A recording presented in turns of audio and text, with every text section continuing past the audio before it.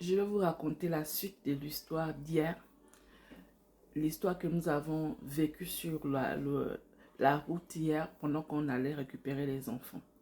Je disais que la prière est une chose extraordinaire. Si on pouvait nous montrer, si le Seigneur pouvait nous montrer un seul instant combien de fois il nous épargne des choses sur la voie, eh bien on n'y croira jamais. On passerait le temps à dire merci au Seigneur. Alors, hier, je me suis arrêtée, je crois, là où la dame était descendue de son véhicule. Ou je ne sais pas trop, mais je vais revenir à ce niveau-là. Vous voyez, à partir du moment où nous constatons que nous nous sommes retrouvés vraiment nez à nez avec l'autre véhicule, nous étions derrière, donc normalement la faute était à nous. Le chauffeur est descendu pour aller voir l'état du véhicule qui était tout juste devant nous. Quand le chauffeur descend, il constate qu'il n'y a rien du tout. Donc, il souffle, il dit « Waouh, heureusement, j'ai failli faire une bise à cette voiture. » Donc, il revient dans le véhicule et la dame descend du véhicule. Donc, je crois que la dame descend du véhicule et il essaie d'échanger quelques mots avec la dame. Et la dame va, il dit « Non, vous pouvez venir voir. » La dame va également voir le véhicule. Elle constate qu'il n'y a rien. Donc, il demande à la dame, donc, on peut partir. La dame dit non, elle appelle la police. On ne comprend rien du tout. Donc, au moment où la dame dit qu'elle appelle la police, moi, le constat que j'ai fait sur le champ, parce que je ne suis pas descendue du véhicule, j'étais dans le véhicule et j'observais. La chose que j'ai remarqué lorsque la dame est descendue, c'est que la dame elle était cernée. Elle avait des cernes ici. Elle était très fatiguée. Et quand j'ai vu dans son véhicule, il y avait plein de linge tout juste à l'arrière. Donc à la malle arrière, tu pouvais percevoir un gros tas de linge. Et puis je me disais, cette femme, elle est fatiguée. Elle est très fatiguée. Est-ce qu'elle est en train de déménager?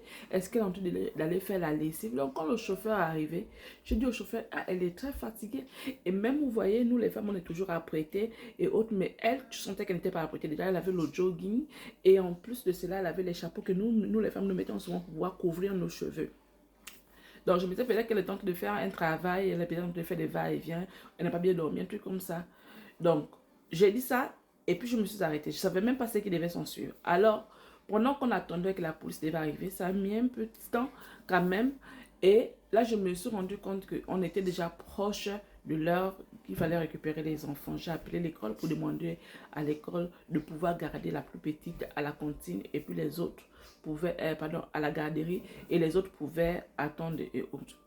Donc, à ce moment, à un moment, un policier arrive. Et quand le policier arrive, elle va vers le policier. Elle explique au policier. Et moi, je dis au chauffeur, descends du véhicule, va écouter ce qu'elle est en train de dire. Parce qu'il faut que tu sois là pour écouter ce qu'elle est en train de dire. Il dit, c'est pas la peine parce que le policier va faire le constat. Il va constater qu'il n'y a rien. Donc, on ne va pas mettre du temps, on va partir. Je suis rassurée, je me dis, ok, on va partir. Mais quelque chose me dit déjà que je sais que eux, quand ils posent des questions, ils sont tellement très patients. Donc, vous pouvez rester longtemps pour les questions. Mais le chauffeur m'a rassuré en disant qu'il n'y a pas eu, il n'y a rien, le véhicule n'a rien, donc on ne va pas mettre du temps, on va partir. Et là, on constate que la dame est en train de parler avec le policier et le policier est en train de faire son constat. Il vient vers nous, il nous demande les papiers et tout de la voiture, pardon, le permis du chauffeur. Tout ça, on lui donne en fait. On lui donne toutes ces choses-là et le chauffeur essaie d'expliquer ce qui s'est passé et tout. Et à cet instant, on se dit, ok, le policier va nous dire peut-être de partir. Mais non, dit au policier, est-ce qu'on peut partir? Il nous dit, non, vous ne pouvez pas partir parce que la dame dit qu'elle a mal au cou. Donc, elle avait mal cette partie-là. Le chauffeur dit, ah bon, mal au cou? Comment ça, elle a mal au cou? On n'a pas touché à son véhicule, comment ça, elle a mal au cou? Donc, je crois que le temps qu'on avait déjà attendu était déjà énervant. Le chauffeur, je crois qu'il avait commencé déjà un peu à s'énerver. Donc, il descend automatiquement du véhicule parce qu'on a discuté longtemps avec le policier. Il est en train de poser des questions. On ne savait pas que la dame, quand elle allait rejoindre le policier, c'est ce qu'elle a dit au policier. Donc, le policier ne nous a pas annoncé cela. Pour nous, il est en train de faire son constat, il fait le constat et puis on va partir. Donc, pendant qu'il est en train de poser des questions, parce qu'ils sont tellement patients, ils ont posé plusieurs questions, ils ont plein de trucs qu'ils ont fait. Au moment où on dit qu'on peut maintenant partir, il dit non. Donc le chauffeur descend du véhicule, là, il était agacé, il descend du véhicule, il va vers le véhicule de la dame parce que la dame était dans son véhicule aussi. Et là, le policier vient, il sent que, bon, là, le chauffeur, il sent que le chauffeur est un peu énervé. Il vient vers le chauffeur, il dit, non, monsieur, reculez, reculez et tout. Maintenant, parce que le chauffeur est arrivé, il a ouvert direct pour la portière de la dame. Il a demandé à la dame, vous avez mal au cou. Comment ça, vous avez mal au cou? On n'a presque pas touché à votre voiture. Comment ça, vous avez mal au cou? Ok, vous voulez qu'on vous amène à l'hôpital parce que nous, on a autre chose à faire. Si vous considérez qu'on vous a fait mal, on va aller à l'hôpital, voir ce qui ne va pas avec votre cou, si ça vient de nous ou pas. Le policier a dit non, non, reculez, reculez et tout.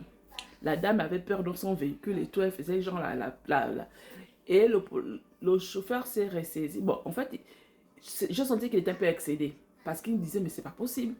C'est pas possible. Déjà, avant que la dame n'appelle la police, il allait s'expliquer avec la dame. Il a dit à la dame que venez voir et tout, il n'y a pas de souci et autres machin. Maintenant, on rentre dans le véhicule, on attend qu'elle puisse démarrer, elle ne démarre pas. Le chauffeur redescend, quand il redescend pour aller demander, c'est là où on lui dit que non, elle appelle la police. Il me dit, ah, elle dit qu'elle appelle la police. Je dis, ok. Donc, le policier nous annonce qu'elle a mal au cou. Et maintenant, il dit non, il y a le renfort qui arrive, donc d'autres policiers qui vont arriver. Et les autres policiers qui vont arriver, c'est pour pouvoir mesurer, pour voir un peu machin. On dit, ok, on va attendre d'autres policiers. Donc, ça, encore, on ajoute encore le temps d'attente. On était fatigués. Vraiment très fatigués parce que le temps d'attente, là, le policier est en train de parler avec nous, il pose plusieurs questions, il parle avec le chauffeur, bien sûr. Et moi, je commençais par m'énerver parce que mon fils fait que m'appelait pour me dire, maman, vous êtes à quel niveau? Parce qu'au début, il m'avait appelé pour me dire que il n'avait plus cours si je pouvais venir le chercher. Et je lui ai dit qu'on est presque arrivé.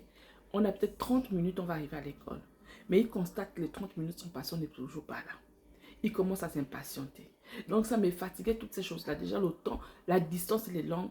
Et le petit encore. Donc je commençais par m'énerver moi aussi. Et par la suite, le renfort arrive. Quand le renfort arrive, le renfort pose. Il fallait voir comment ces policiers étaient en train de rigoler.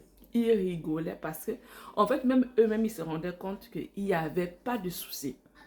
Et que c'est que la dame disait qu'elle avait mal au cou. C'était la connerie, en fait. Mais maintenant, pourquoi ils ne disent pas à cette dame-là que vous êtes en train de mentir? J'ai dit au chauffeur, mais pourquoi ils ne disent pas la vérité à la dame? Le chauffeur dit, ah, tu sais comment ils sont tellement respectueux, ils ne peuvent pas faire ça. J'étais agacée, je suis descendue du véhicule. Je descends du véhicule, je vais filmer la place et tout là, le véhicule de la dame.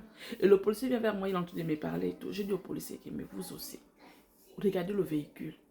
Il n'y a rien. Même la poussière, la poussière, le pollen qui était collé sur le véhicule, il n'y a même pas, vous voyez, quand on suppose qu'il y a la poussière, quand vous mettez le doigt par exemple sur la poussière, ou bien si quelque chose vient coller sur la poussière, en fait, ça doit laisser quand même la trace du doigt ou la trace de quelque chose. Mais le pollen qui était déposé sur le véhicule de la dame était toujours là. J'ai dit, mais regardez vous-même. Comment quelqu'un peut avoir mal au cou pour un véhicule qu'on n'a pas touché? Peut-être que c'est vrai qu'elle a mal au cou, mais elle n'a pas mal au cou à cause de nous. Elle a mal au cou peut-être parce qu'elle est en train de travailler. Peut-être qu'elle a peut-être mal fait, elle est peut-être malade depuis ou quoi. Mais qu'elle ne me dise pas qu'elle a mal au cou à cause de nous. C'est pas vrai du tout. Donc les policiers souriaient. Je suis repartie dans la voiture. J'étais tellement énervée, je suis repartie dans la voiture. Ils sont venus vers moi, me poser des questions, voir si peut-être que est-ce que j'appartenais vraiment. J'avais le droit d'être dans ce véhicule. Parce que le monsieur a expliqué un peu là où il travaille et tout. Maintenant, il voulait savoir est-ce que moi, j'ai le droit d'être là-dedans. Ils m'ont demandé de donner mes papiers. J'ai dit non, pourquoi je vais vous donner mes papiers et tout, c'est pas moi qui conduis. Et j'ai demandé au chauffeur est-ce que j'ai le droit. Il dit non. Le chauffeur a dit non, c'est pas la peine. Après, je me suis dit mais pourquoi je cache même. Je leur ai donné ma carte, s'ils ont vu la carte. Ils ont dit non, on veut toujours savoir si vous appartenez vraiment à l'ambassade et tout. J'ai dit ok, j'ai remis mon truc, ils ont écrit mon nom.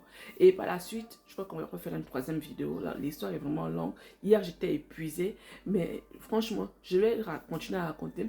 Donc, c'est comme ça que moi, on a continué à discuter, là, on est resté là, peut-être pendant 2 heures. Et par la suite, un moment, je reprends dans mon esprit que pourquoi tu te mets à discuter avec des gens? Est-ce que tu ne te vois pas que c'est un problème spirituel et non un problème physique? En fait, spirituel dans le sens où c'est pas les hommes en fait. Comme dit la Bible par exemple, quand la Bible dit qu'on n'a pas à se discuter avec la chair ni le sang, hein. le combat n'est pas, on ne peut pas faire le combat avec la chair et le sang, mais avec l'esprit. Donc je comprends que je dois me mettre en prière.